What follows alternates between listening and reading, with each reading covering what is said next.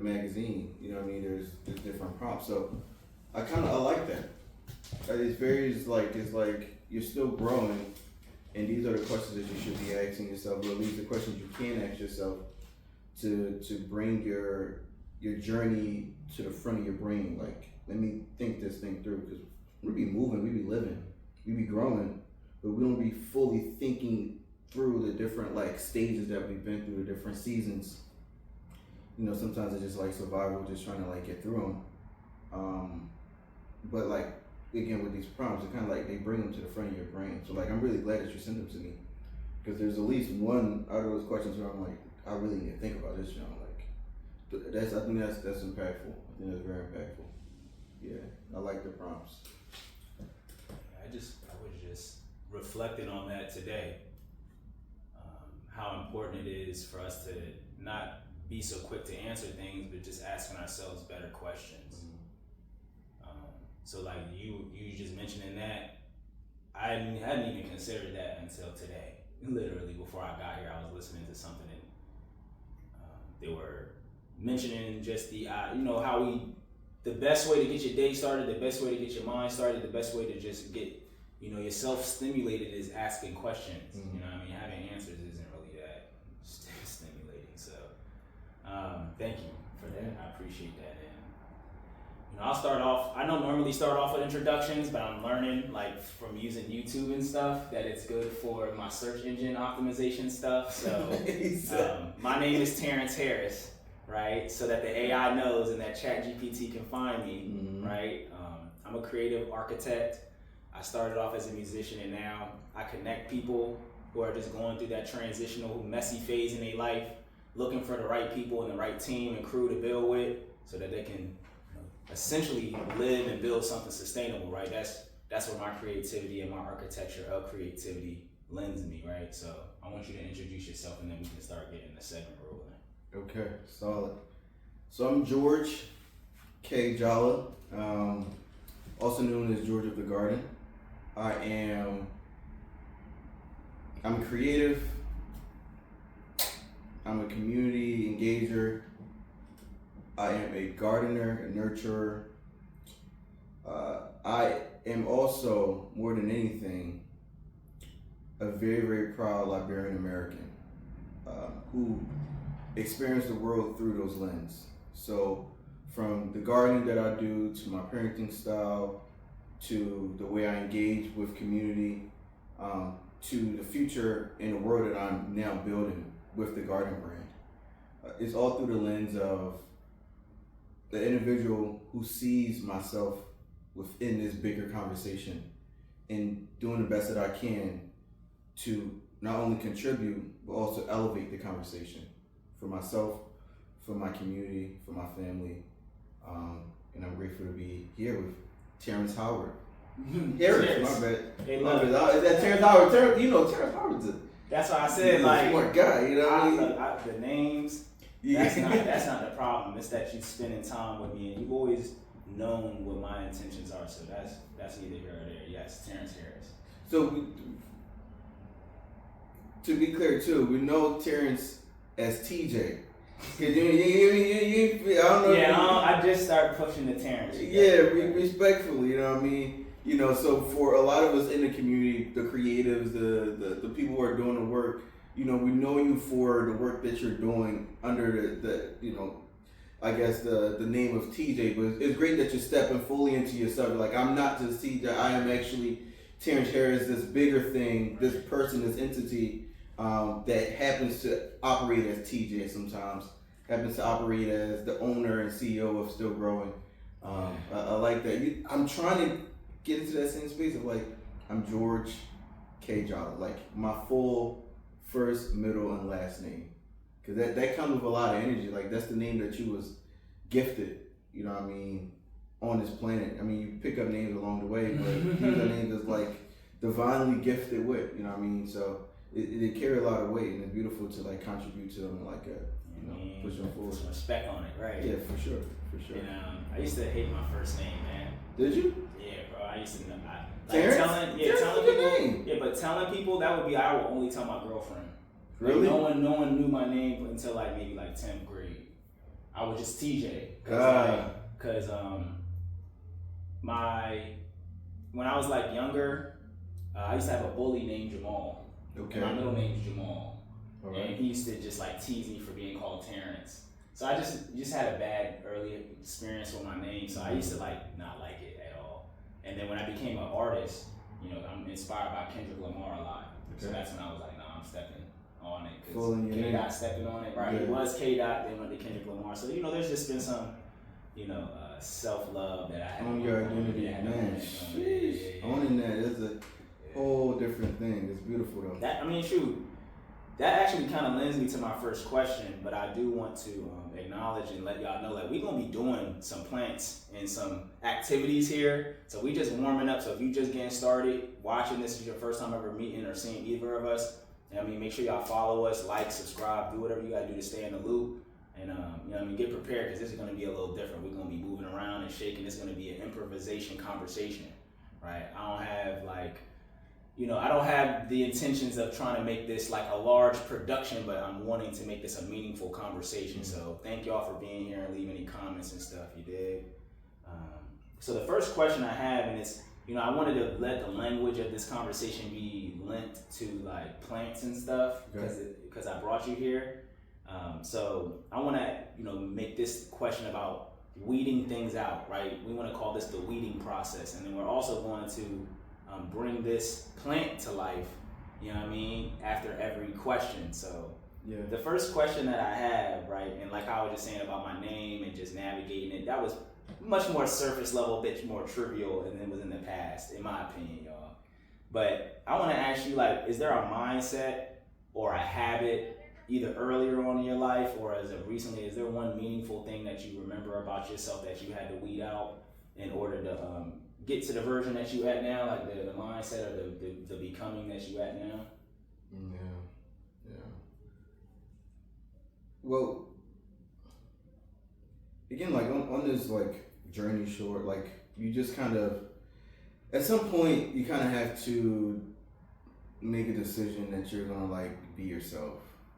Like there's so many influences that we get from like our parents, our extended family, our friends, our neighborhood. At a certain point you just gotta decide, like, actually I'm gonna make decisions for myself with like my best interest in mind.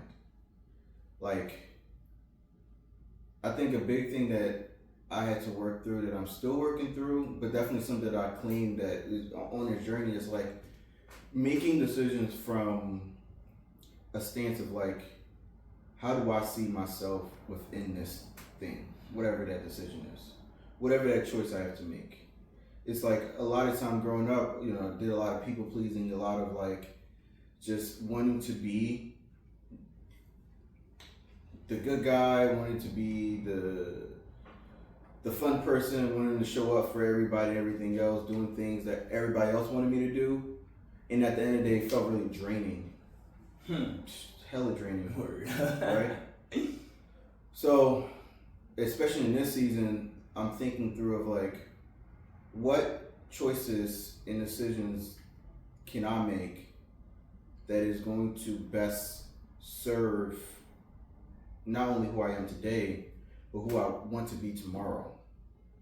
So it doesn't always play out perfectly. Like sometimes I still like fall to like people pleasing or like whatever the temptation at the time might be. Maybe it's eating something I probably shouldn't eat. You know what I mean? I still am figuring that part out, or at least still journeying that.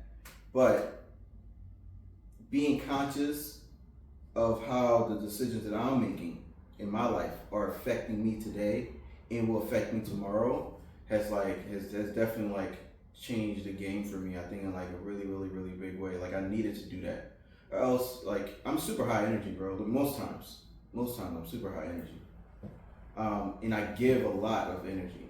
Like that's I saw that as like a huge part of who I am. Like somebody that just gives a lot of energy. Like I want you to feel me, and then doing that, if it's not coming from the right place, if it's not grounded in truth, in authenticity, in like actual desire of like wanting to be and do and be present, then it's useless. You're just burning yourself out for no reason, really. You know what I mean? So just being conscious of how I'm using my energy, why I'm using my energy, and just being very conscious of like how I'm channeling and showing up in the world and for people that I want to show up for. I think that is very important for my journey.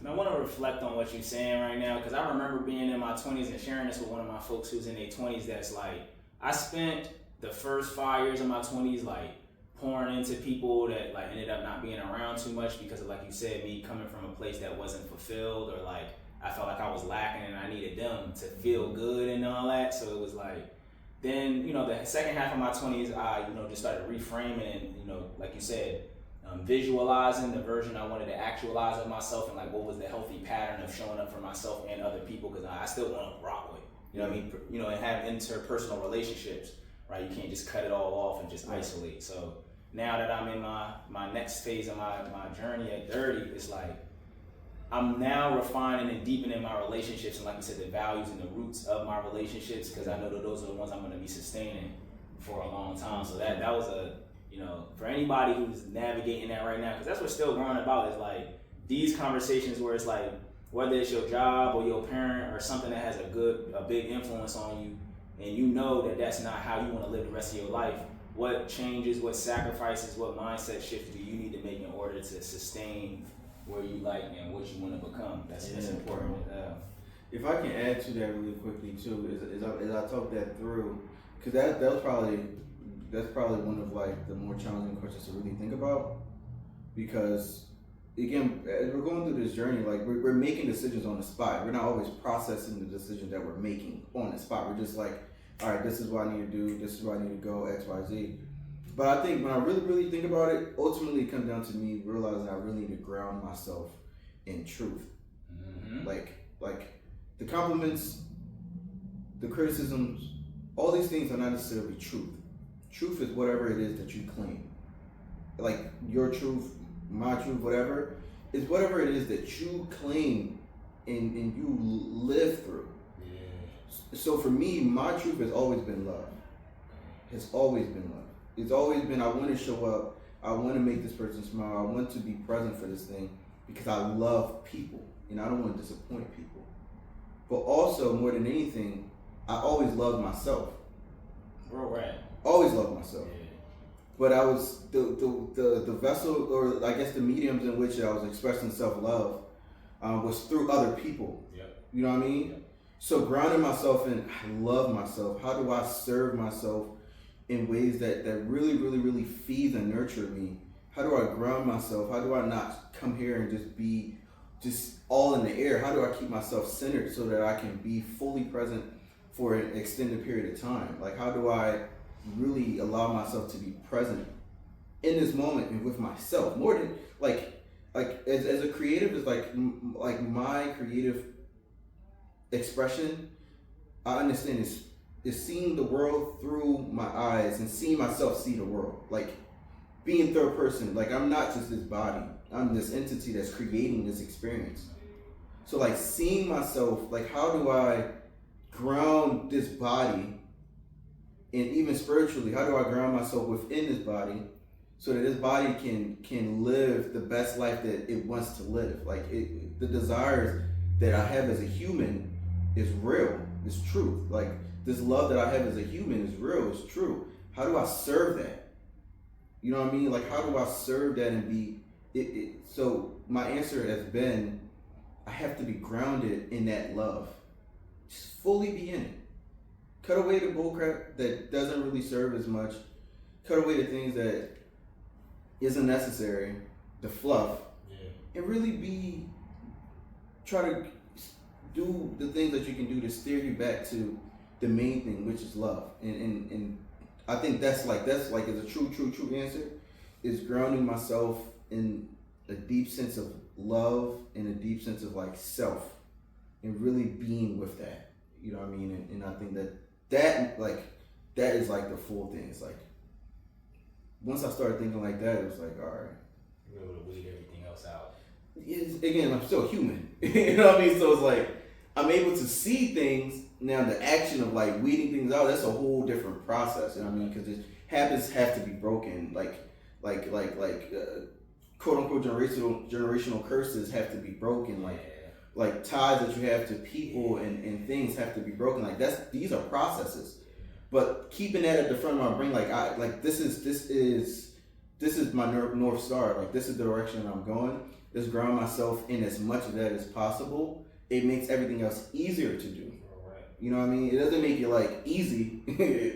Hell no. Even whether you believe in the Bible or not, like Jesus, for example, he literally came from source, from the Bible, came from source, knew he was here on a specific mission, and he still had those human experiences. Yeah, he still had it right. You can't escape that.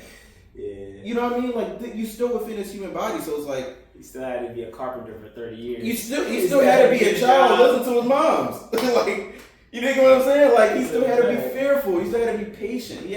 He still had to do as much as he could do all of these freaking miracles and things. He had to slow it down. Like he had to still be here and human. So it's like I still gotta be human. But like reminding myself I'm greater than this human experience. Not in terms of like I'm greater than like humans and shit like that. But like the entity that I am is greater than this human experience. It's infinite. Like at least keeping that as a thought, as a seed, that like planting that seed is now what's developing the flower that I am, and at least the leaves that I have now. I think I have some flowers, but it's developing the leaves to be more bushy or more luscious and like it's developing me. You know what I mean? Like that seed is definitely developing me. So maybe it's considered like maybe a transition that might be a little bit smoother because obviously the plant is here. It doesn't look super great. I mean, from that end, it looks alright. Yeah. But you're sharing your take a seat. Okay. Is it recording? Yeah, it's recording. Yeah. Like so, you're sharing your gift of like community and introspective like thought and like conversation. Like I really think that that's like a part of your gift, because obviously you're multifaceted. I think it's important that I also share my gift of like gardening and nurturing and like allow you to have that experience as well and give you the tools that I have.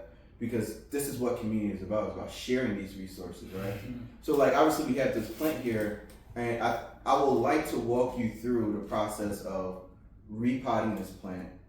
And even before repotting this plant, the other things that you need to do prior to repotting. Okay. There's multiple steps, right? Yeah. So like even with an idea of like what are some things that you had to like cut away or like really like separate yourself from in order to move forward. You know what I mean? I think it's important that, especially when we're looking at plants, that we look at the plant in its fullness. Like right now, this plant looks great from that side. Yeah. But like when you turn it around, it's looking kind of crazy. Yeah.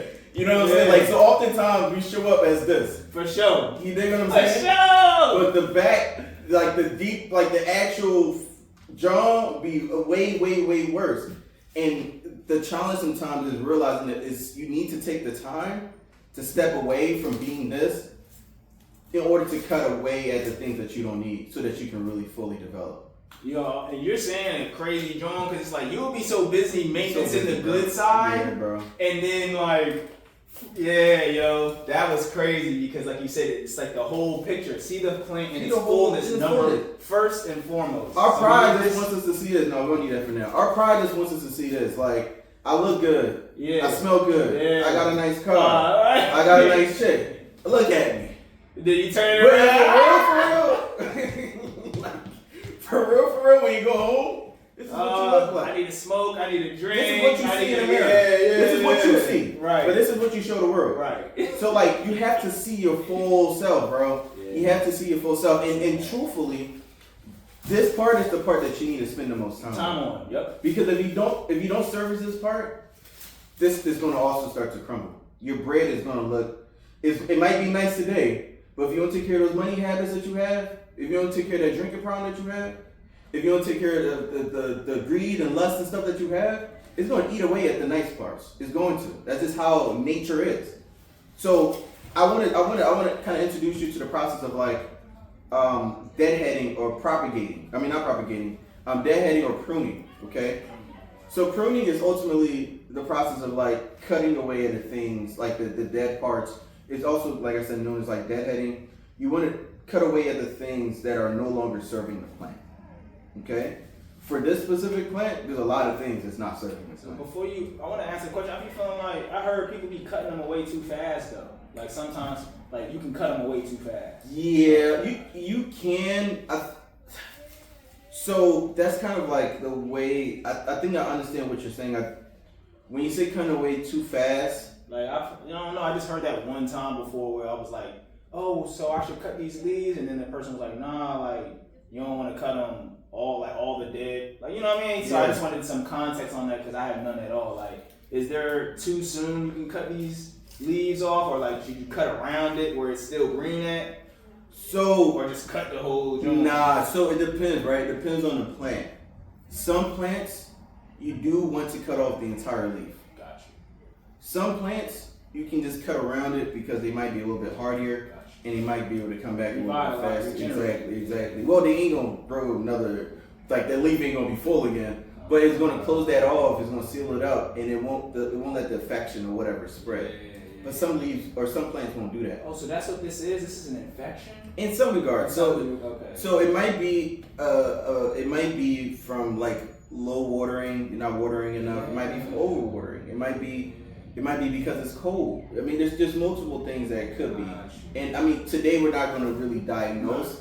But what I can say is, looking at this specific plant, it looks like it has these little dots on there, right? When you look at it, it has these little dots. They're tiny, like little white dots. Oh yeah, I seen them on this one right here. Yeah. All right, so in the world of like planting, it's called spider mites.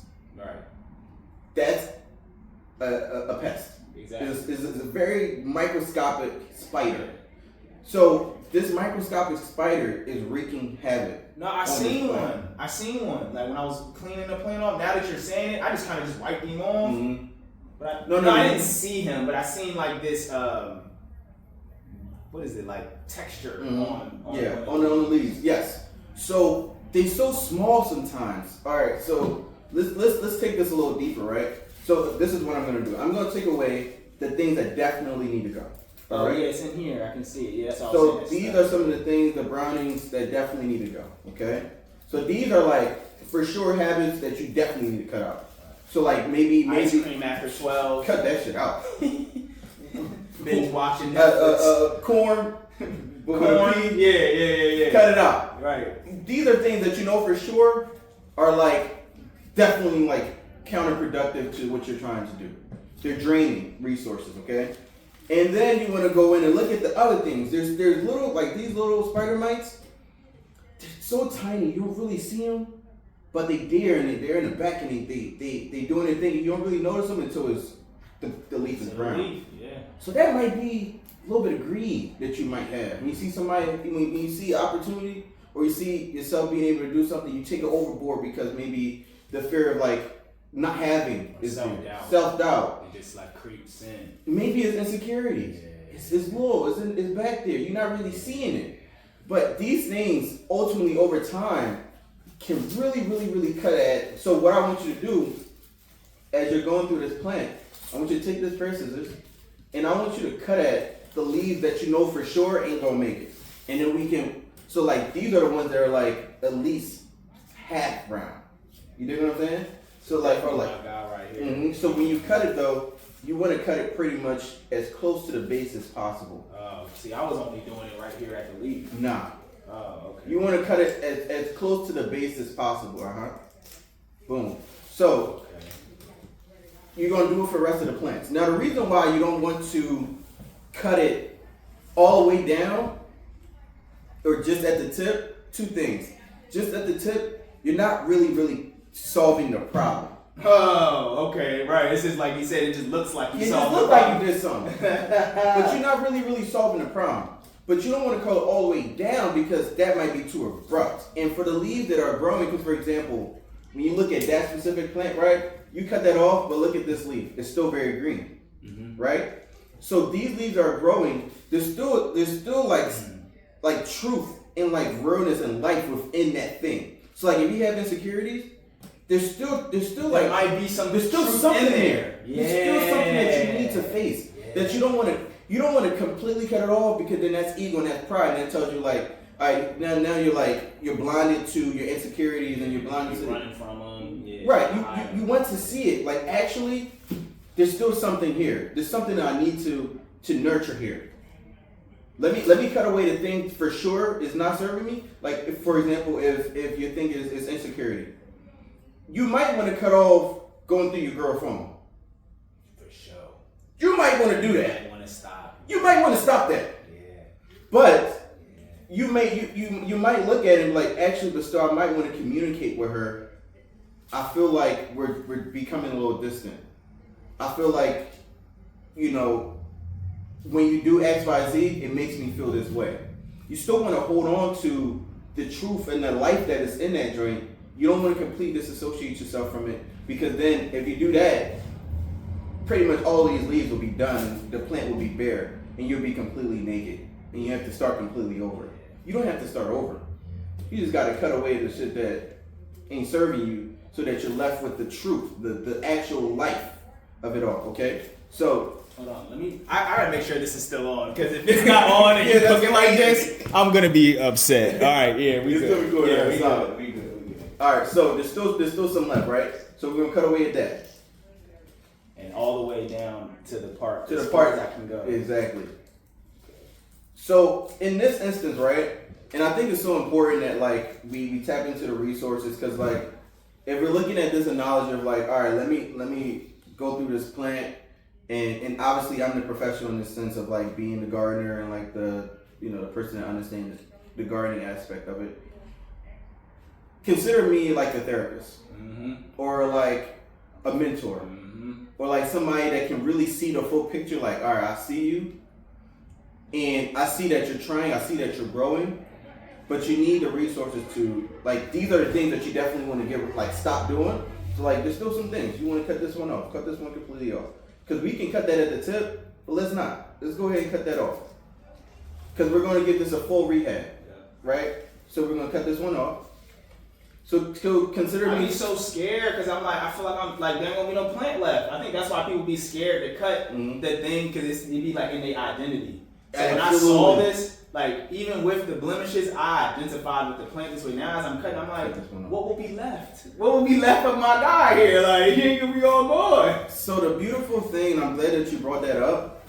The beautiful thing is that we don't realize how resilient we really are. We really just don't know, bro. Like, because we're not doing enough of this. Yeah. Like, we might. I'm so scared. So scared to really like dive into yourself, to journal, to sit with yourself, to meditate. Like, you're so scared to really do the work that like you just allow yourself to keep browning and browning and browning, and eventually like your sense of self die. Yeah. In opposed to like taking the steps, like shit, like this actually really needs to go. This needs to be cut back. This needs like on like a consistent basis, whatever the hell it looks like. Maybe it's bi-weekly. Maybe it's every 3 months. Maybe it's every 6 months. Whatever that looks like. But it's keeping the work at the front of your brain and being conscious of the fact that you're still growing. Yeah. That you still need to do the work in that process of growing.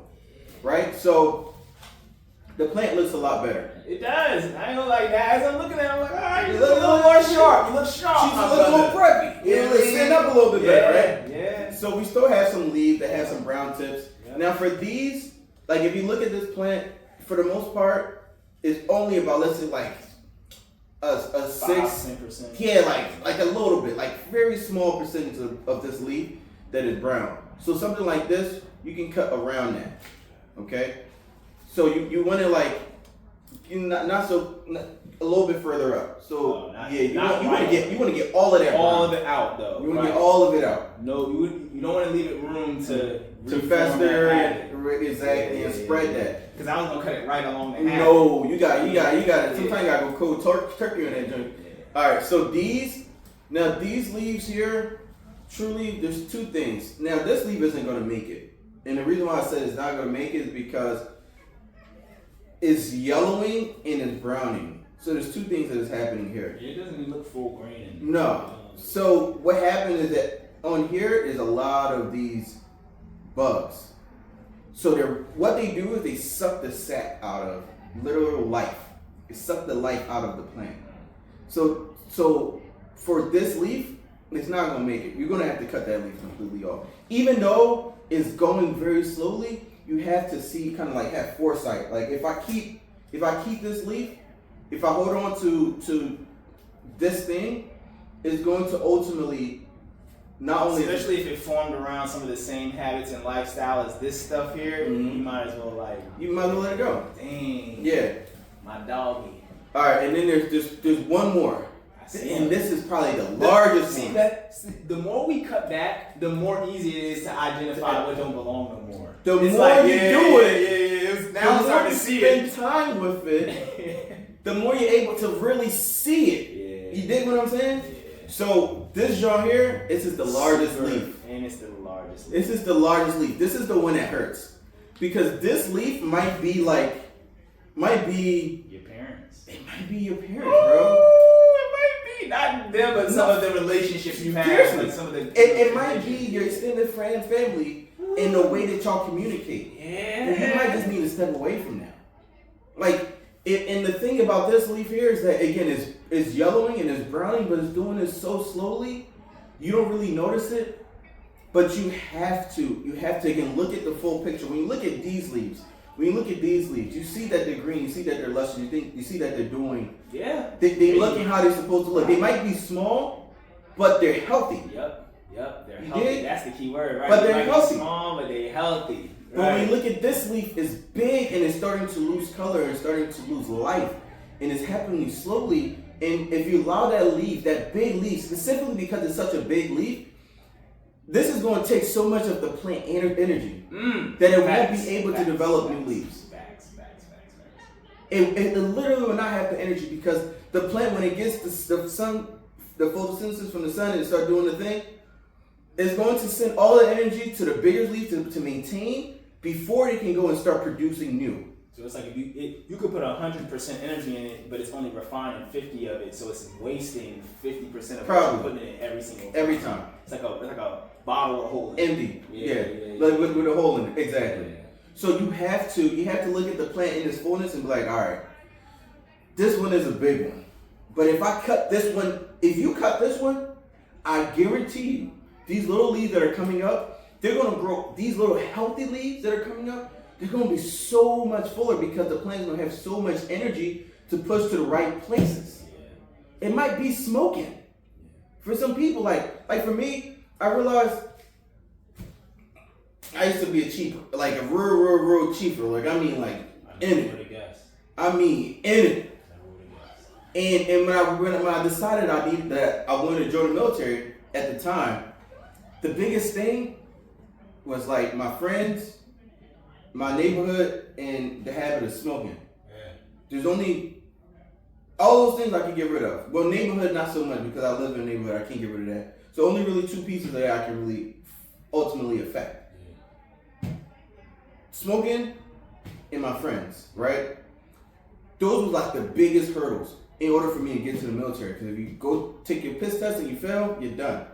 And now I'm stuck here. I can't change any of this shit. I'm probably gonna go back to smoking, and I'm probably gonna stay with my friends because we live in the same neighborhood. Right. I'm fucked. So the biggest thing was like the main thing I need to cut off to begin with is smoking. Because once I cut that, if my friends fall off, it is what it is. I'm on my journey. If you don't want to, support me on it, it is what it is. Yeah. I can't get rid of the community aspect, but I can get a job that is far away so that I'm spending most of my time in the suburbs, and then I'm only coming home at night, and I'm coming right to the crib, right? So I had to cut off smoking. Once I cut off smoking, the other habits of like working out, waking up early, mood and consistency of like feeling myself. So I had to cut it off. So as much as that one is as big and beautiful, and it feels good, gotta cut it off, TJ. Do the honors, brother. Yeah, Do the honors. Cut it off. You gotta cut it off. You too. Instagram my mama. For all no, y'all. shit. They start saying names. Dang, all right. It feels good though. It looks good. It looks good. Now there's one last piece. Okay. So in that analogy, where it's like my friends, the neighborhood is smoking. The smoking was the biggest thing. The last thing was like my friends. Yeah. Because I still have off days and like I still want to be outside. So how do I communicate? Like this is my thing. I need to communicate with my friends, right? And that looked like some niggas falling off and others sticking around. Yeah. Luckily, Right, and some would stick around if they support your journey, real right. but ultimately, I didn't really need to cut off my friends. I just needed to cut off the people who's hanging around.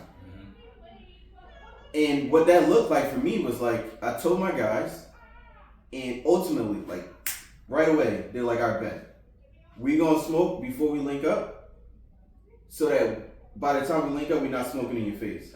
And if we all link up and we want to smoke, we'll just take turns. We'll just dip off. Yep. Literally, like that's literally what they did. Yeah. But it was some guys that was just like, honey, I'm not about to change. Yeah, like I'm gonna smoke right here. Right. Okay. So now I have to completely distance myself. Right. You're not respecting, and not only that, but you're gonna offer me the weed too. Come on, bro, you being disrespectful. Right. That's it. Right. So I don't need to cut off all my friends. I just need to cut off that piece that's like, yeah, bro, you just around, bro. You just around, bro. You just around, bro. Like you're not contributing anything to my life. In fact, if I let you in fact, if I let you stay around, you're gonna affect the other pieces. Real right. It might now you ain't about to keep doing this for George, is you? Like that's crazy. Like yeah, that's a fact. So now I did all that work, and now look at me. I might be smaller, but I'm healthier. Yeah, man. My ego and my pride is like really, really, really like right now it's hurting. Yeah, it does. It cannot thrive in this environment. You feel small. You can't thrive in that. And if you don't have a real sense of self, that ego and pride that tries to stick around will taunt you. But in an instance like this, again, it goes back to really fully seeing yourself. I'd rather have a small plant that is extremely healthy than a big. Look at all this we cut off, bro.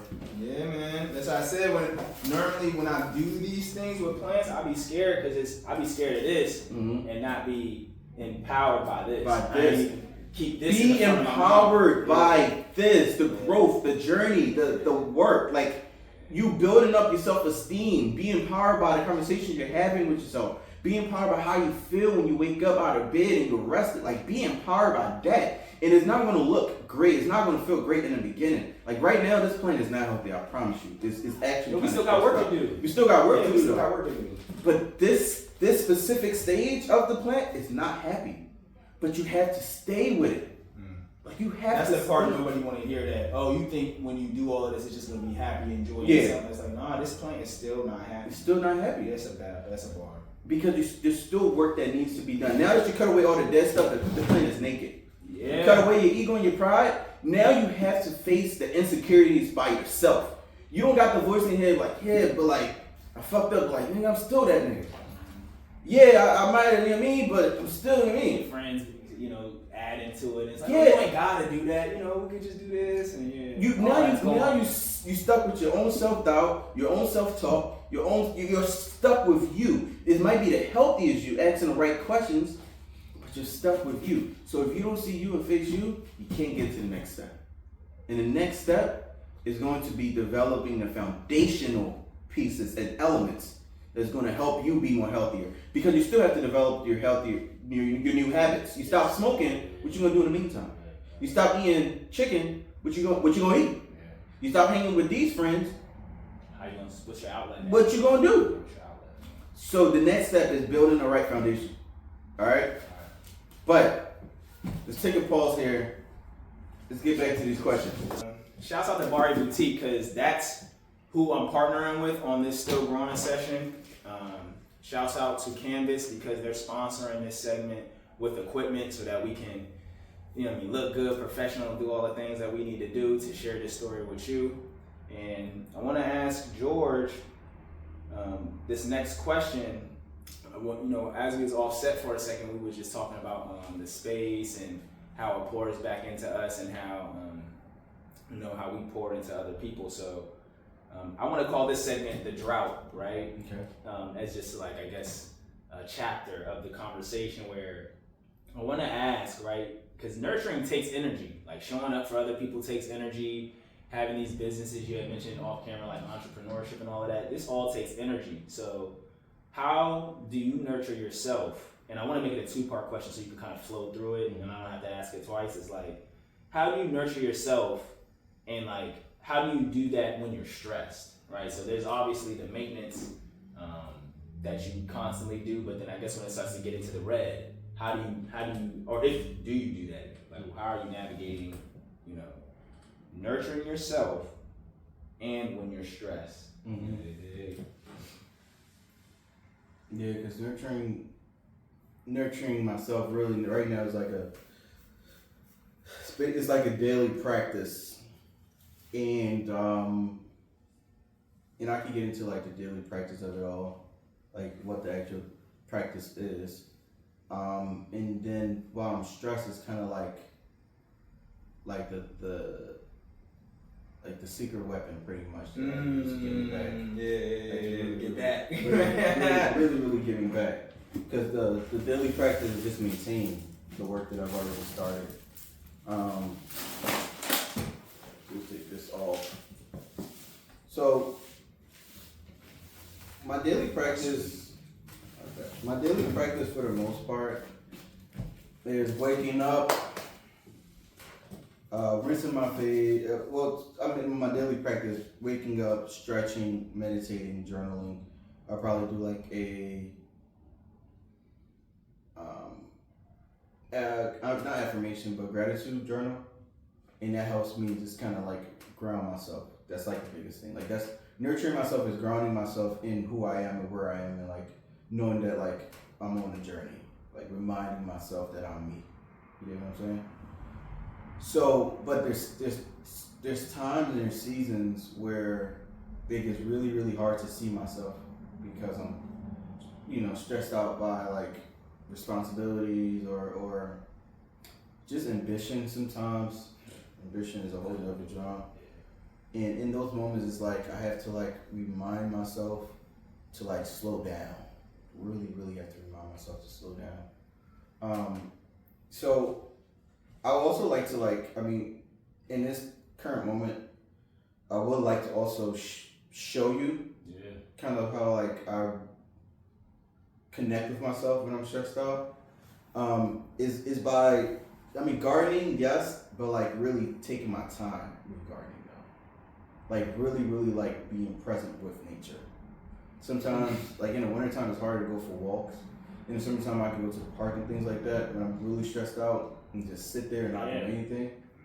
But in the wintertime, it looks like me like really like becoming the plant. And like physically see myself like wiping away the insecurities and things like that. So I'm gonna show you as we talk about it, all right? Okay. So this plant, obviously, like we said, we kind of like cut off some of the bad stuff, and now we're pretty much at this space where we're like just smaller leaves, but it's healthy. In that though, there's still some things, like little things that we still haven't faced just yet. We cut off the main things that are draining us, but there's still things that we're feeding, I would say, to be a little more personal. Oftentimes when I'm stressed out, like just recently, if I'm being completely transparent, like just yesterday, I had like a disagreement with my wife because like I'm very ambitious. And being ambitious and thinking about the big picture and thinking about where I am in the work that it takes to get to where I want to go, it's not necessarily the work that is stressing me out, is the inability to do the work. It's like, what are the things that might stop me from doing the work? Like, what are the pieces that I need to like make sure I take care of, to make sure that it's in place so that I can actually do the work when it's time to do it? Because I'm going to perform, but what is the setting where's the climate that's going to allow me to perform my best. Yeah. You know what I mean? So today I really need to do some gardening. Yeah. Because it's heavy. Like, it's heavy work. Like when you talk about like growth and like just building, it's heavy stuff, it's heavy concepts. So like for today, I would like to like walk you through when it comes to like nurturing myself, what I like to do. Each of these leaves, I'm making contact with every single leaf. Like I'm not just brushing off some. No, I'm going to take the time to touch every single leaf and see this plant like in its fullness. Because for me, that's kind of like me touching every part of myself, even the subconscious parts. Like the smaller leaf considered as like the subconscious parts that like you're not really seeing, that you're not really like conscious, like super conscious of, but that are there. And the bigger leaves are like the things that like you're focused on. So, but you have to touch the subconscious part, whatever that looks like for you. Maybe it's just like your weight, your hair. Yeah, whatever that is. You're gonna, like even just how you look at yourself in the mirror with a smile or with a frown. Yeah. You know what I mean? So for me, I'll say something too about what you're mentioning with this part. Like I was learning my learning style. I've been developing something called a cognitive blueprint just to help me learn my learning style better. And one thing I learned about myself is I am a macro associative learner, right? So I make associations to things to learn them, and I look at bigger pictures. So stuff like this in my cognitive blueprint report, where I lose a lot of my momentum or my willingness to continue things is what they described as the boring middle. Okay. Right? When I have to maintenance something and do the repeatable steps, like it can almost that essentially make me feel mechanical. Mm-hmm. Like every time you got to do it, the journaling, the wiping the leaves down, the small stuff. That's where I lose a lot of momentum and stuff. So this right here is kind of like even spraying this to me is like it feels so daunting because I'm like I cannot spend my time wiping this down. Yeah. Or like washing your fruit off. You know they got that spray for your fruit. I know it's important. Mm-hmm.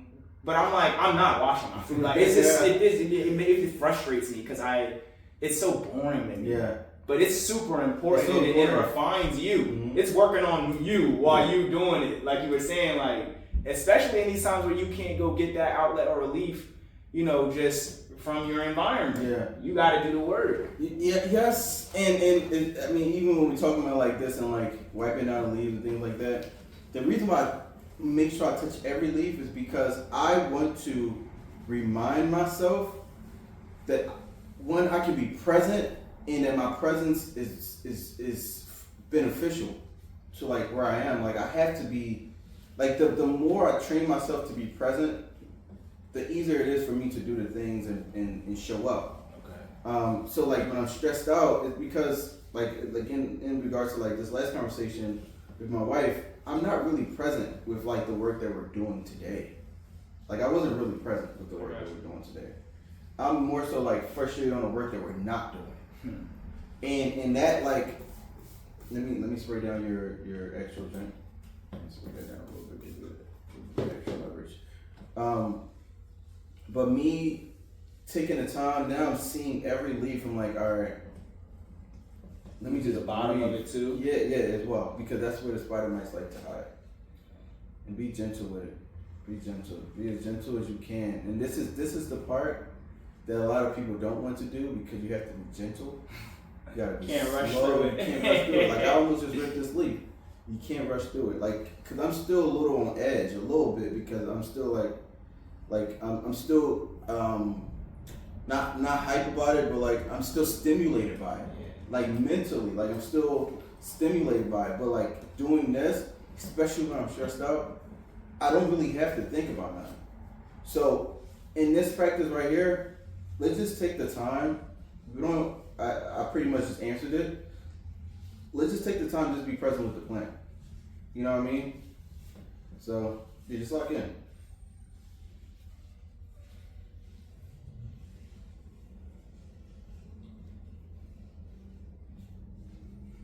And the technique that I'm doing, just to give you more context, I'm going at it from the side angle like so. So I'm wiping across and down. So kind of like what the design of the plant looks like. Exactly. Follow the veins. Yeah. You know, Eric, you gotta give your plant a massage. You know what I'm saying? Just like you want one. You heard me. Your plant like, I can't do. Like,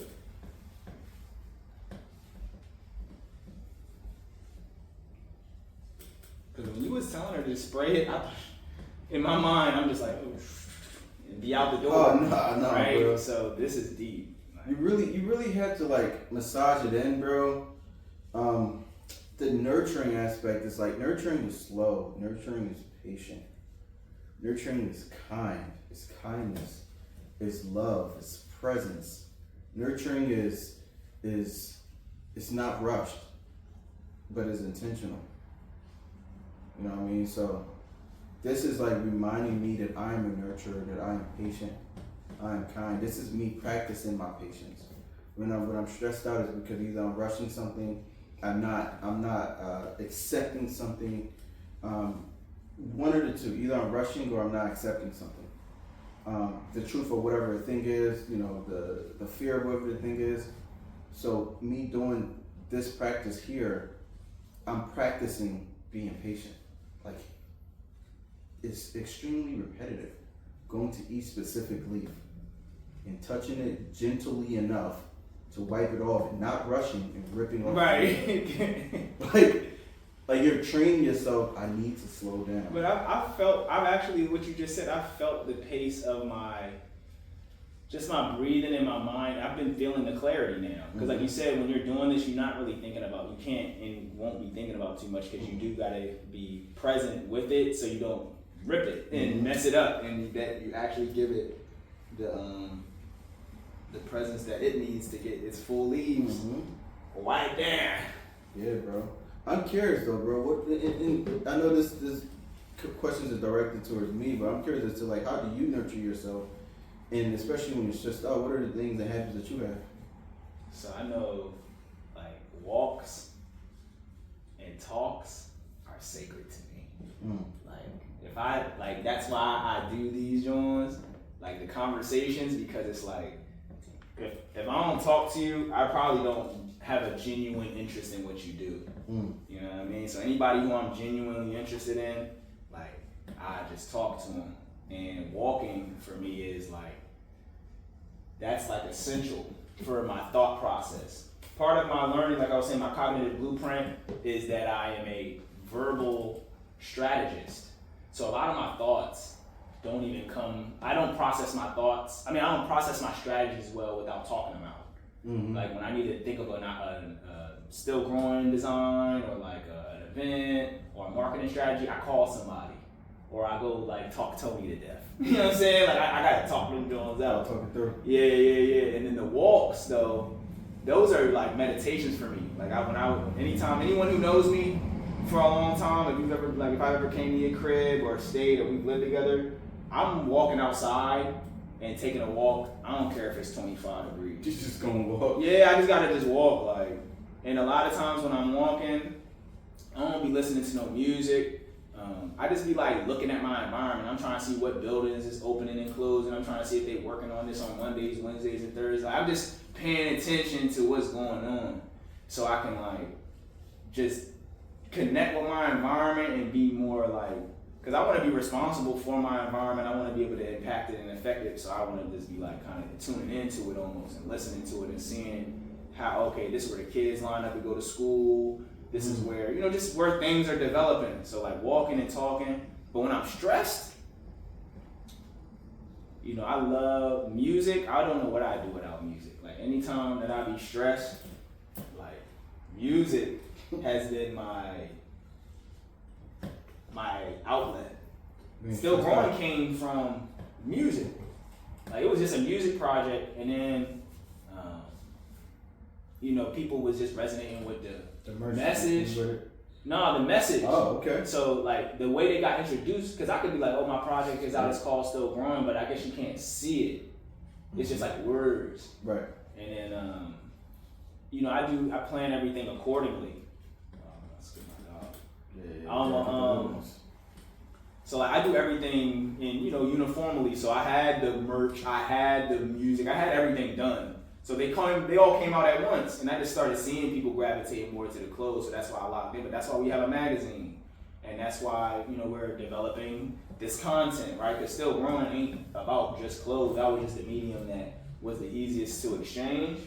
But music started that off because I was going through a time in my life where like I was working this job, and then I was in a relationship, and like now that I can reflect on it now, it's like I was doing them things because I wanted comfort in my life. I needed some relief. My life was like super ambitious, super grind mode. I had a space. I just had a lot going on. So like I never knew stability before. Like I never lived in a stable environment. Like I always used to just create.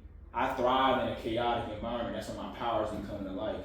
So like when I would be in the crib, I had the apartment, I had my job and stuff, it would just like drive me nuts. I couldn't figure out why. I couldn't find no peace. Yeah, I couldn't find no peace in it when I was living that. Like when plenty people got here, right before then, I'm living on 40th, where I could not find no peace in sitting at the crib and like going to work. And I was like wondering why I couldn't. And then when I finally clicked it, I was like, oh, you haven't ever slowed down in your life. Like, you was 13, you was trapping, and you was 18, and you was in court, and then you came to Philly, and then you built the business. This is the first time you ever really been still. Like, you ain't never been still for real. Like, you just been grinding, like, so you're not used to it. You're not used to coming home with fruit. Hell no. So I did that for 2 years and learned how to cultivate, and then that's when, like what you were saying, I started looking at it. I had a mirror to look in frequently. I had a room to oh damn, that's my habits, that's how I'm rocking. And then I'm like, ooh, this is not the version of myself that I would like to sustain for a long time. I don't like this. So stability gave me time to reflect on the full mission, and I was like, ooh, people are, like you said, I was getting compliments, you know what I mean? And I'm like evaluating how many compliments or criticisms I'm getting on if what I'm doing is working. But is it like, I wasn't fully rooted in, like what you mentioned earlier, my truth or the truth of what was going to sustain me. Right. It was like, oh, do they like this? All right, I keep doing it. Oh, they don't like that? All right, I'm going to stop doing that. That was what was kind of guiding my whole ship. And I was like, man, I know better than this. Like, but I never got a chance to sit with me and really reflect on it, because I'm doing it for everybody else. I'm like, oh, you moving around you, right? Yeah. When you're moving, everything is moving. It feels like the pace is exactly what it needs to be to keep you going. But then when everything else stopping is stable, and you haven't stopped, like, so that's like, it sounds like that's like the thing where it's like, oh shit, I don't need to keep moving. Everything actually is cool. Yeah, man, that threw me off. What do I do with my legs? Yeah. Like, what do I do with my hands? Like, yep, and not just be meaningless. Yeah, like, I would find myself doing repetitive tasks, and I was like, oh my gosh, I think this is my identity. Like, one thing, like you said, just honest to honesty, right? I went through this chapter where I was like, yo, I'm just posting stuff. I'm good. I don't need to post nothing. But I'm just like, I was religiously trying to build businesses and promote people. I had got to a point where I was like, man, I'm promoting things this don't have nothing to do. I'm just trying to find stuff to promote now. It's not none of my business. Right. And that's when I knew. I was like, oh, you like addicted to this. Like, you addicted to this, bro. You gotta chill out. Like, yeah. That's beautiful, man. It's beautiful in terms of like the perception is like being able to like perceive, like, all right, these are like the things that was driving me in this season, and then to get to a season where those things aren't driving you anymore, they're not pushing you. You have to push yourself, but you have to choose what direction you push yourself. That little season of like realizing that you're your own driver, you're in the driver's seat, like your environment ain't driving you no more, and you have to drive yourself. Shit. Now you gotta figure out where you're driving to. Yeah. And what's fuel? What is fuel? Like the whole thing. You're your own car now. Yeah, that's a whole different. That's how Still Growing came to be, because I had that moment of like, all right, what we doing? And that's when I affirmed, like, TJ, you still got plenty of time to grow. You got plenty of room to grow. Like, everybody's, appreciates your transformation and your growth. You know what I mean? You have goals and larger visions you'd like to accomplish. So it's like you in this middle place where it's like, just grow. Just grow. Like, you ain't gotta grind. Like, you ain't gotta fight You ain't gotta like be so strategic and clever and like all the stuff that got me here. It's like, nah, bro, you can really like actually grow. You can like paint. You can like write. You can do your hair. You can try different candles and stuff. Like you can just live your life now. Like, and what you want to play a video game. Like all the stuff that I wanted to create space for, so I could enjoy myself. That was the words I was looking for. I can enjoy myself. I don't gotta grind. I can just enjoy myself. Damn. That's a beautiful drink, bro. And look at this stuff. Look at this, right? Now this plant here, this is what I would consider fully healthy plant. Because at this point, we cut off the dead stuff. We cleaned off the leaves and nurtured it. So now this is this new reality. Because when it was sitting there, it wasn't getting nurtured. It was just being surviving. Yeah, it was trying. It wasn't surviving. Surviving, and it was being ate away at slowly by despair and pain and frustration and just all the things around them that was affecting it. But now this plant has a fresh start. But the plant still needs to change its environment. Because if it doesn't change its environment, it's going to end up going back to the way that it was. Because those or spider mites, they get into the roots. Okay. That's where they plant their seeds, like their larvae. Wow. And then they come up from the roots into the plant. So you really have to like at a certain point you change the environment. You have to. Like it's not a if but no, you have to. It's a matter of when. You have to, in terms of your growth. And even if you don't change your environment physically, you're going to do it internally. Because you're just going to start seeing things completely different. Yeah. So you can do both things at one time. So like this plant here, the environment needs to change. It has to, because if it doesn't, those spider mites and those pests and things that was eating at it before is only going to come back. Because that's the nature. That's the nature of the environment that it's in. Yeah. So to change the environment means to give it a complete fresh start. Right now, it looks great, it feels great. How does it maintain and sustain that greatness so where you can push up new healthier leaves, and not just new leaves that are going to be infested with the same habits. With the same habits, right? Like, but new healthier leaves, it has to be changed. It has to change its environment. So I'm going to take you through the process of like repotting this plant. But while we're prepping for that, I would love to hear the next question though. I want to play I want to rewind a bit, right? Because I had mentioned you was initially working through another space. I seen you like on the gram. I remember my first time ever encountering you was like during the pandemic, and you had the plants.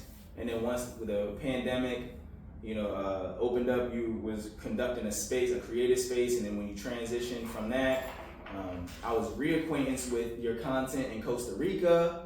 And then after Costa Rica, I walked into Playing People, or I might have saw you on the Instagram. So I was like, I ran right up there because I was like, I always was just witnessing your journey, but like I ain't ever have. Well, let me rephrase that. I didn't never take the initiative to just meet you where you was at. So now that you was within my vicinity, I was like, all right, boom. That was the first thing I did. I went up to Playing People and see what was good with you. And ever since then, I feel like we've been catching some momentum and some vibes. So like, I know the new thing that I've been seeing you working on is Soil Bros. And like I said, you're at Playing People. So my question is, with the new things that you're working on, how does your tribe or like your environment water you? Or like how does your environment and the people that you got in your life, like how does that align with what you're doing? Like just catch me up. Like, I just want to know what you're doing now with Soil Bros and how Playing People is watering that and whatever else is attached to it. Yeah, man, the journey, bro. The journey is such a beautiful thing when you're present with it, because you're gonna be journeying regardless. That's the whole idea of life is a journey. You're always moving towards or away from something. So when I left for Costa Rica, the goal was to just align me with my truest sense of self, whatever that looks like at that specific season of my life.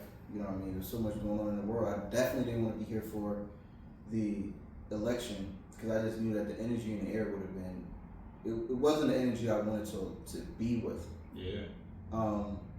So going to Costa Rica and being away I really saw myself more clearly than I've ever seen myself, because we was on a 5-acre farm, just my wife, my kids, the people that worked on the farm, and periodic people that came to visit the farm. But it was just us. I mean, we didn't have to work, we didn't have to do anything. So we spent 6 months just on vacation. Yeah. That's stressful as heck for somebody who's used to stimulation. Like Absolutely, we're talking about, like consistently moving and not knowing like how to be with the stillness. I went through almost like a micro depression of like, am I actually this person, or was I just that person out of survival? You know what I mean? Like, who am I truly now that I don't have to do or be or go anywhere? What do I actually care about?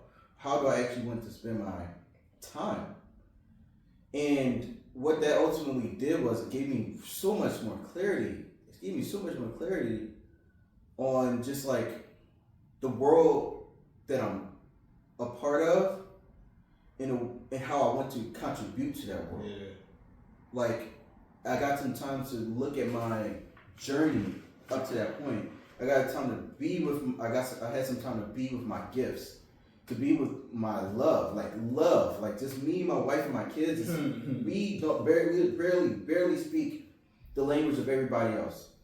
Anywhere I go, they go. Anywhere they go, I go. We're together 24/7, except for when I go for like my walks down the hill to the groceries, to the market, and then that's my only time by myself of like just walking within this freaking rainforest jungle down the hill to come back up. And this is exercise, and like it's like I'm being with myself and I'm nurturing myself in that moment. But that's the only time I get with myself.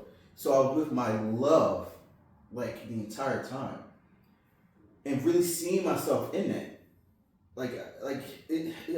So fast forward to coming home, I was volunteering with Plant People for about 4 years prior to this location opening up. And then when it opened up, they brought me on as general manager because of the relationship that we built, and also because of like just my raw desire to be a servant to the mission.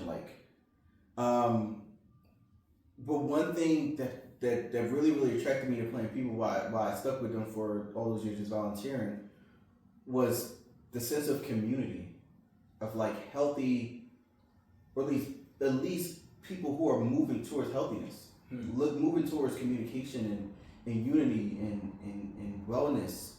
And that spoke to me so deeply. And in Costa Rica, I realized I didn't have any community. Like I didn't have anything. It was just us physically. But every now and then my parents would call. Like only a few people called me in Costa Rica. So I really, like, I had withdrawals of like, I'm so used to being in community. Now I realize I don't really have the community I thought that I had. But I love community. So instead of like cutting that, like going back to the plant, cutting that leaf completely off, like after that I'm just gonna be isolated. No, I love community. I love being with people and connecting with people. I love people. So how do we nurture that?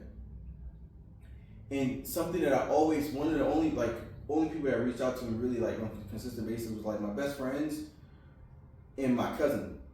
And specifically my cousin, my male cousin. We grew up together. Like that's my best friend. Yeah, that's my brother. You know what I mean?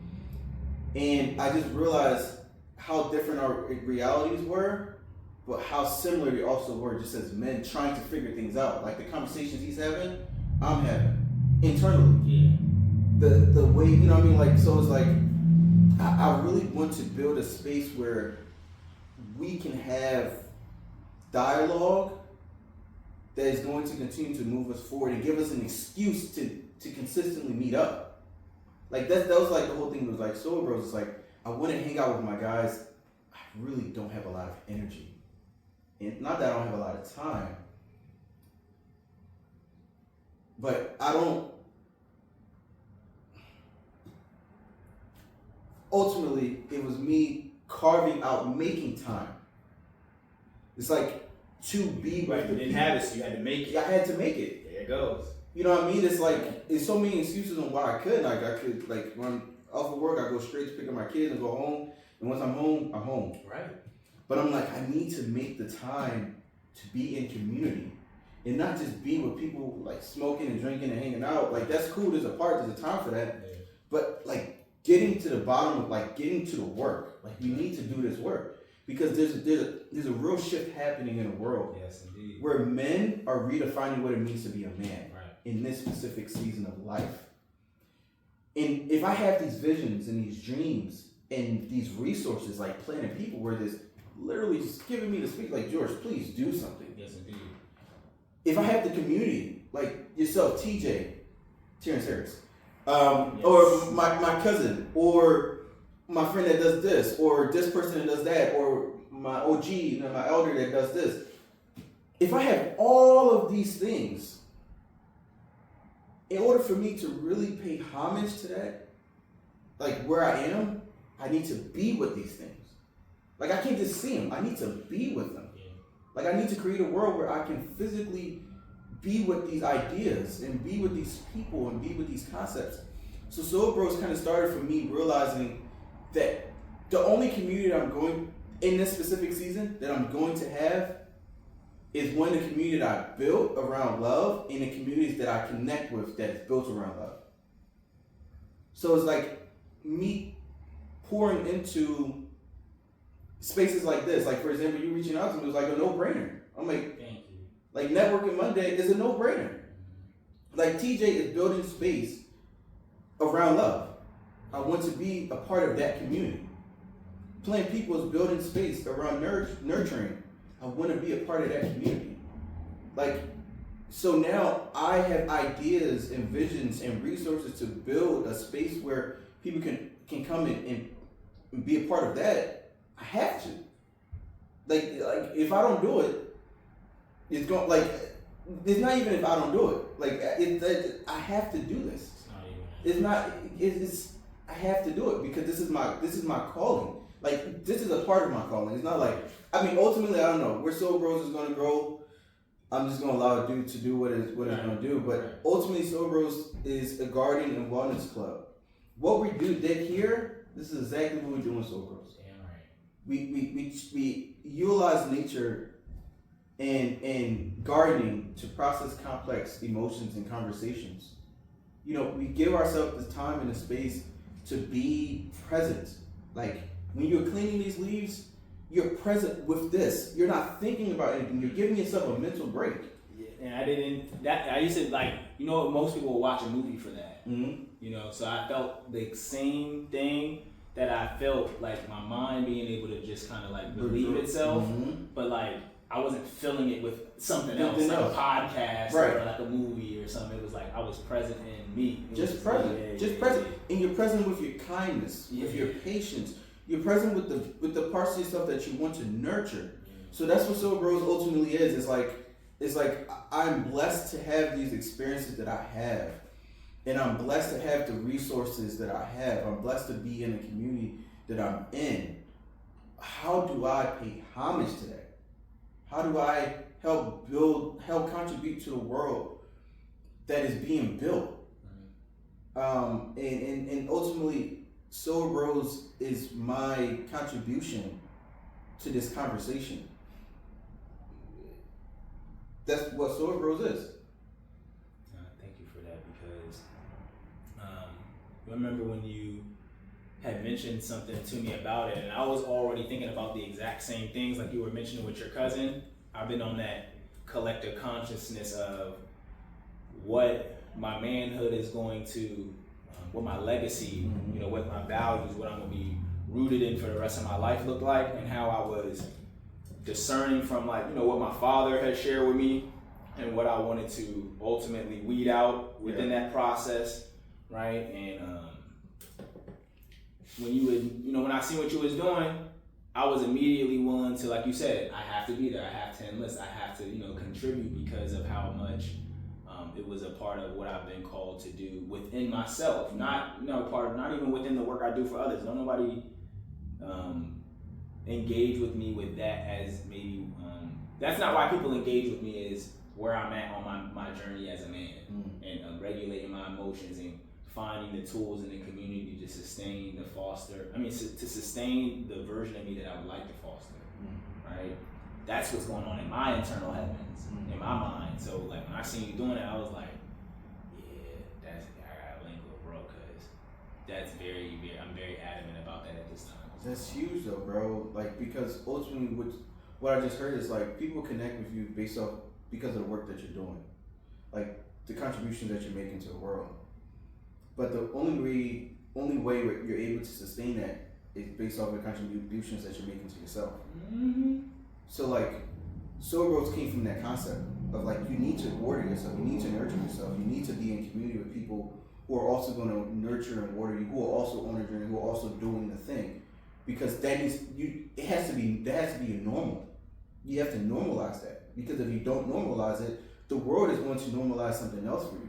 And practice it. I had to learn like collaboration is a skill. That's not natural. No. So just collaborate. You You can think see so? the little kids. I don't know, bro. Think it's natural? I think it is natural. Yeah, when I've observed it, and, that's what I've observed is not everybody is equipped with what sharing. Cooperation, yeah, I got you. I want to think about what you're saying, because maybe the not sharing or collaborative behavior was a learned one. Mm-hmm. But maybe, like you said, people are rooted in, here, share. Because when I see babies, people normally want to share. Yeah, I mean, a language of the world is sharing, man. Yeah. Like all the this roots, is symbiotic. everything. Everything is bouncing off of something else. It's unnatural. Like the Western society that we live in, and like the patriarchal system that we live in, and like the capitalistic system that we live in, all of that makes cooperation and collaboration. And it seems like you have to come from it from an angle. Like, just doing something out of love and love is cooperation. Love is sharing. Like, that's, and we're naturally, we come from love. Like, that's, you know what I mean? Like, naturally we come from love. And figuratively and literally. And literally. No, seriously, bro. Like, even a baby that is breastfeeding from his mom, that baby is contributing to his mother's wellness. Mm-hmm. As much as like the mom is producing milk that is creating antibodies and things that's going to help the baby and all that great stuff and grow and all that, the baby is contributing to the mother. Yeah. Like, nothing exists in isolation naturally. Period. Yeah. So the more we lean into that, and that's why the world is, man, I'm not going to fucking tangent, I'm sorry. But that's why the world is the way that it is now, bro, because the people who are in power are living in isolation from humanity. They don't even connect. It's like they're in wow, you just blew it off the lid, right? They don't even understand that there is a world where people do kind of like relation and love. Dominate. Yeah, wow. Dominate, control, like, that's the language. Yeah. That's the world that they live in. Yeah. But the world isn't based off of that. Yeah. Like, the real world, so that's why they're creating that's why the world they created this shit. Thank you for that revelation, bro, because I'm thinking like I mentioned it, and I'm thinking it can be sometimes obtuse that I believe that I had to develop the skill around cooperation, but I feel like the through line of what we mentioned here the entire time is that I naturally wanted to share. I naturally wanted to collaborate. I had to navigate the terrain, the environments, the mindsets, right? The lack of nurturing that I was predisposed to. Yeah. So you're right. Like it was in me already to share and collaborate. That was already there's already a seed planted. Yeah. What is watering the seed? We're living the world that we live in is watering us with the wrong shit. Kool-Aid. Like for real. Oh my God. Kool-Aid. One of the major reasons why I went to this micro depression in Costa Rica was because I really had to sit myself and ask myself, am I really this kind bull? Like, am I really abundant minded and creative? Like, am I really is this really who I am? Because we create, coming from the hood, coming from the gardens that we come from, we have to create something much bigger than ourselves to survive. Mm-hmm. In order for our creativity to survive, in order for our any good part of us to survive, we have to wrap around something that is going to be able to withstand the harshness of this world. Because our love and our care, all those things, they're not fragile, but they're raw and they're sensitive Secret. and they're sacred. Like it has to, in order to survive in the world that we live in now, it has to be wrapped around something that's going to reinforce it. And if we don't get the right tools, what we wrap around it is pride, is fear, is all these things to help us survive and help us just keep just that little freaking piece. But when you start to realize and start to have this conversation, and yes, it gets so much smaller and it changes. It doesn't even be what it actually is, or you can't even see the natural element of it. You only see what you made it to be to survive. Right. Yeah. So when you get in a place where you don't have to survive anymore, and you have to look at this shit again, and you have to look at this thing and you have to look at your creativity without the weed, without the friends, yeah, the neighborhood, without the neighborhood. When you have to look at your kindness, when you have to be on a 5-acre farm with fruits and veggies and greenery, all this stuff everywhere, but you're not settled into that abundance. You start to ask yourself, am I actually abundant minded? Or did I just create that to survive? And if you don't spend enough time going deeper and asking yourself deeper questions, you start to disassociate yourself from that. But the more time you spend with yourself and the more you see yourself and you see that seed that was planted so long ago before you were even born, and spend time with that little seed. If you don't spend time with that seed and nurture and water it with love and water it with just spider mites might get it. Bro, ain't no telling what can get it. Because the world is the whole world is a trap. Yeah. That's you didn't go on a rant, bro. That was a download. That was a source code. That wasn't no rant. You know what I'm saying? I needed that. That was powerful. Yeah, bro. So this is where the real work. This is where things are made or broken. Okay? This is world building. Ultimately. So in this tub, we have organic soil. We have the composition for life. Okay? For specifically houseplants, there's 3 main components. There's bark, organic matter, like life, that is going to ultimately decay and release fertilize the soil. That might be like starting a business and developing all these skills to start the business, but the business died, but you're left with the knowledge of how to create systems and start the business and things like that. So if you started another one, it'd be even quicker. Exactly. Because you already have it. Because you already have the exactly. It doesn't really go away. You still have the skills, the essence of the thing. Mm-hmm. You have perlite. So perlite is these little white things. Yeah. And ultimately what the perlite does, it helps water get through the soil. It creates space. So it's not so compact. Yeah, it creates space within the soil. You said this to me before and I didn't get it, but now I get it. Yeah. So there's actually room for the water to travel. Straight packed soil. Exactly. I get it. Exactly. So that might look like for this might look like your new friends. They might look like your partner. It might look like that podcast that you're listening to. Yeah, the new one, right? That's refining your mind. Yeah, that's creating space for you to just to get the nourishment that you need, like creating actual space inside of you. That's what perlite is. And then we also have some other things that you can't really see, but most of this is Coco Coir. Okay. Coco Coir is the core of the outside of the coconut, shredded up. Yeah, so that is what is used to ultimately create this composition. And what Coco Coir is kind of like, Coco Coir is the substance. It's like the basis of life. It's like the main element. So I guess it would be kind of like your personality, like who you truly are. Like it's like the rawest aspect, like the most. It's the part that make this thing whole. You can't really have good soil with just perlite, just space, and you need the composition that is going to frame that and have everything do its job. pretty much.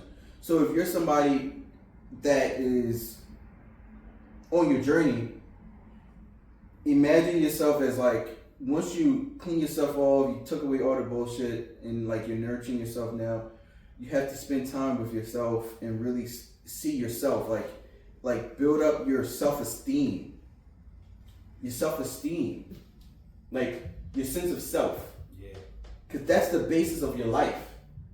So like, and like your foundation, like this new foundation that you're creating, you have to build it off of self-esteem, true sense of self, the love that you have for yourself, your knowledge of like your ability to do, like that's trust. You're trusting yourself. Yeah.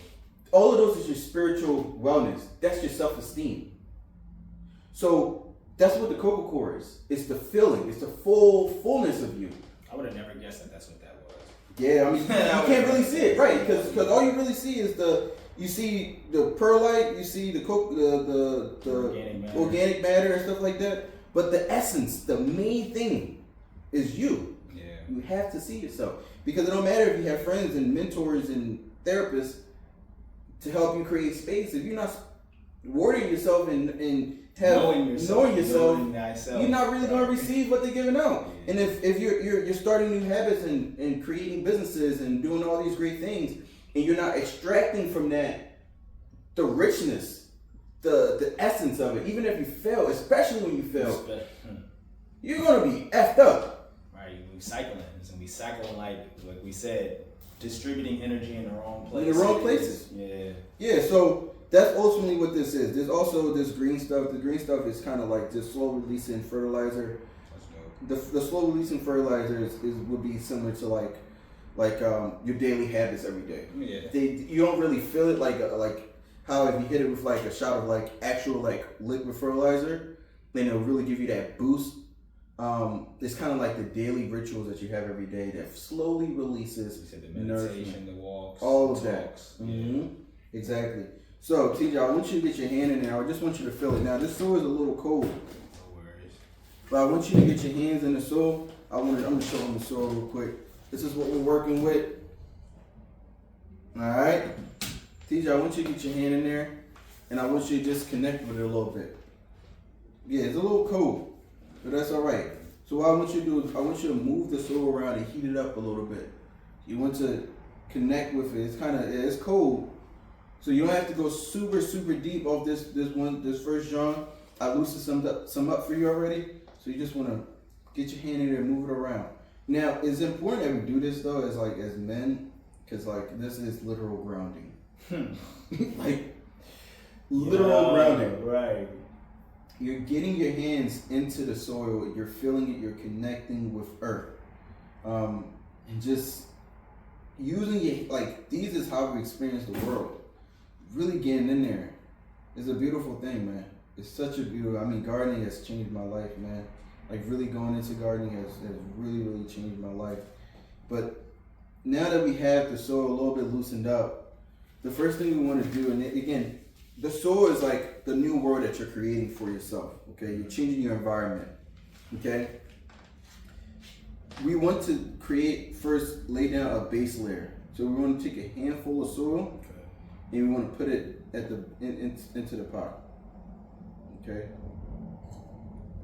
Put a little bit more on top of that. All right, that's cool. So what the base layer is ultimately giving us the plant space to grow downwards, not just outwards, but go deeper. Okay. So the base layer might be like that spiritual practice. Like some people pray. Some people really do yoga. Some people do diet, vegetarian vibes or something, or just whatever. Whatever that is. Yeah, fasting, a base layer of when I need to go deeper, this is what I have. So that's what the base layer does. Okay. So the base layer, and then what we're going to do here, we're going to take off the top of this soil. Again, this is where a lot of you distinguish the top from the middle of the soil. Yeah. So. More the roots or something? Yeah, so the top would just be the first inch of the soil. Okay, that's what I would consider. Yeah, so the first inch or so, you want to just kind of scrape away at. Now, some people will loosen these roots all the way up so that they can get it, and when you get it into there, it's fresh. It doesn't have any old soil in there. I'm not going to do that with this one here. The reason why not is because these roots are really, really healthy. So I don't really want to disturb them too much. Gotcha. We don't need to start completely over.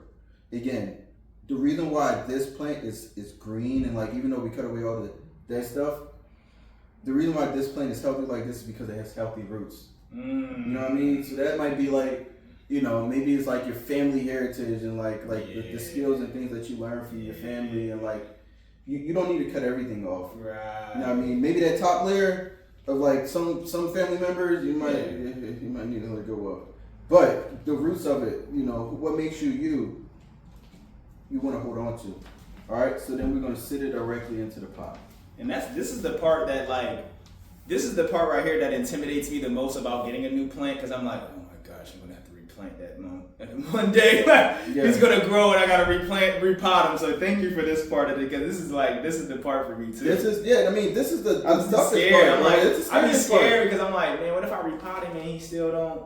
Nah. Like, what if I go to that new environment and I still don't? You don't feel like and it end up falling apart and having to start all the way over. But you can't be afraid. This plant is extremely resilient. Even if it... That's what you were saying before. We don't got to believe, like, we don't know how resilient we are. We just got to try, bro. Like, it's true. Like, if it dies, all right, you come back even stronger. The plant is going to either come back or you get another plant. With the plant world, I don't know how to attribute that to our journey. Maybe if your sense of self die, you go into a space and you don't really feel connected, then you get to start over, build yourself up from the bottom. I mean, that's scary, but again, you get to start, not starting from zero, starting with the knowledge of where you fucked up at. So All right, so now that we got it in there, this is the new world. This is your foundation. This is the new world you're going into. Your foundation of like your new sense of self, your new habits, your new friends, all of the things that are now you, this is that. So you're going to add all of your new foundation, internal foundation, into your new world.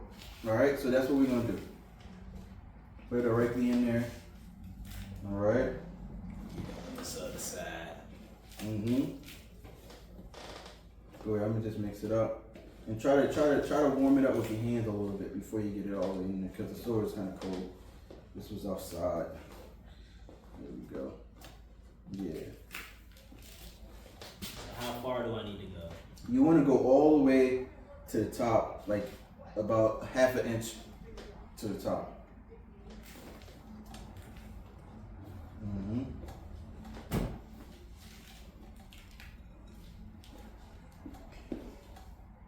Perfect. Good. All right. Now my trick is like to do a little bit of that. That lets it settle in a little bit.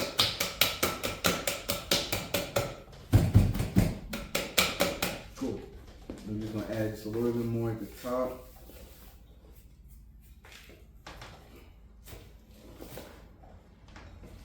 But now, this plant has shown up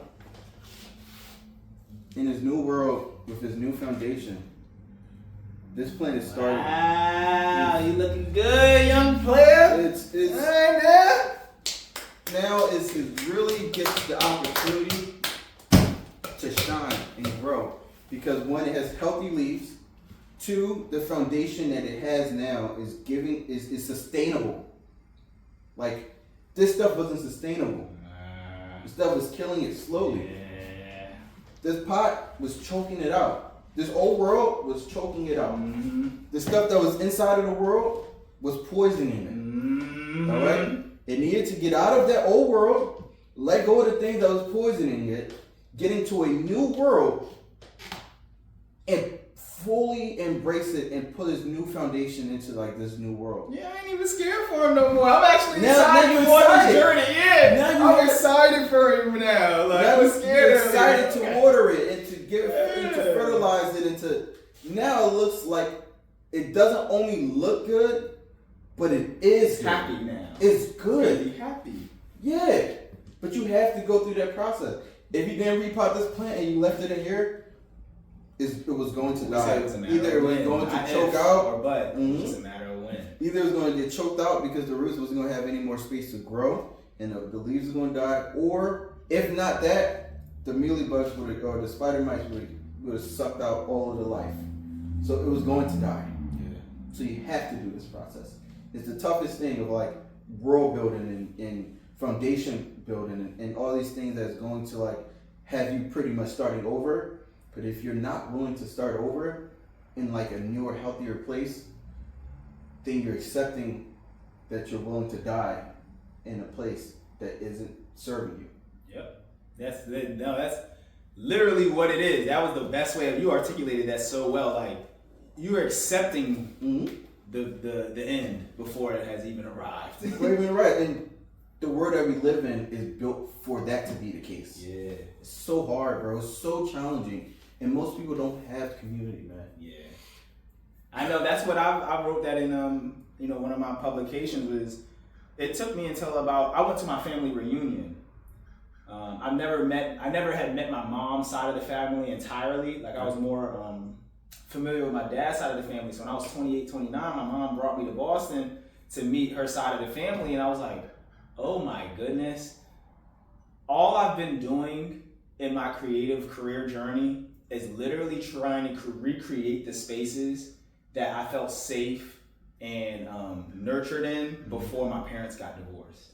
I'm just literally, I'm trying to find community inside of these places that remind me, because I'm like, I remember the most intimate moments I had with my parents before they got divorced was, we would go to my aunt's house and they would have a cookout, and then like they would do spades on the inside and I'd play hoops with my little cousin, and like that's the most, and I remember the most poignant moment was, there was this song off Street Volume 2 by MC Light, y'all, you know what I mean?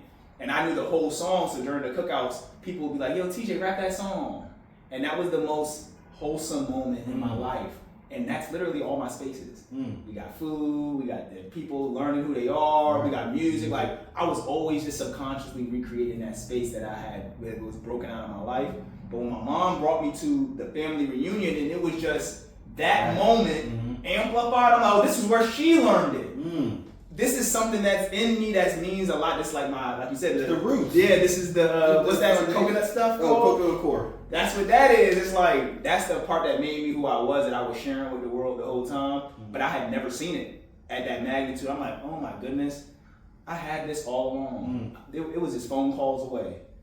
So it shifted my whole like intention around like what you were saying, not looking for my happiness in other people and the compliments, or trying to like navigate the criticisms, but knowing what my true, now I know where and why I'm truly rooted in this, and I can like show up full and whole instead of trying to like find myself in these moments so much. Much larger sense of self. You're so much fuller and bigger as a person when you really spend time like processing these experiences and who you are, bro. And I'm glad that you had that experience, because again, for you to be able to fully sit in the things that you sit in now, you needed to really see yourself in a world that you came from, and how that is contributing to a world that you have. And like, it's coming from a real place, a place of love and community and sense of safety. And it's great that you're replicating that, but it's even better that you're replicating that from a place of knowing. You know what I mean? Like, you're not just doing, you know exactly where this is, or at the very least, you have an idea of where this is coming from, and you're paying homage to that. You know what I mean? That's dope. So let's pay homage to what you got coming up. Like, what do you want to leave the people with before we go? Is there anything else we need to know about our repotting experience? Do you want to at least recap us before you give us all of the details on what we need to know before we go? Absolutely. So we started this conversation with kind of like, what are the things that weeding. Yeah, what are the things that you need to cut out of your life to get to where you are now? Like, what are the things that you need to cut out? And we transition from there to the nurturing. What are the things that you're doing? How do you nurture yourself? In those moments when you're stressed out, and especially when you're stressed out. Especially when you're stressed out, what are you doing? To take care of yourself. And then we lastly ended with Sewer Bros and kind of like, what's the next? Yeah, what's the next thing? Like, not what's the next thing, but what is now? How are you nurturing yourself today? And what are you building from the nourishment and the clarity ultimately that I have? and that I am this plant. This plant is me. You know what I mean? Like, I'm that plant. We're everything and also nothing. Because it's so much to life. So when I think about what's next, bro, I just think about how I can be a little plant in this big jungle, or even a big plant.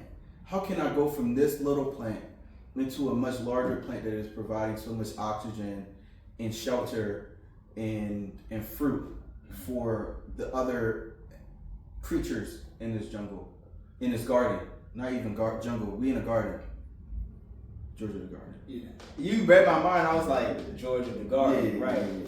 So I'm ultimately in a season where I'm really aligning myself with the work that I've been doing and how that work has prepared me for the work that I'm going to do.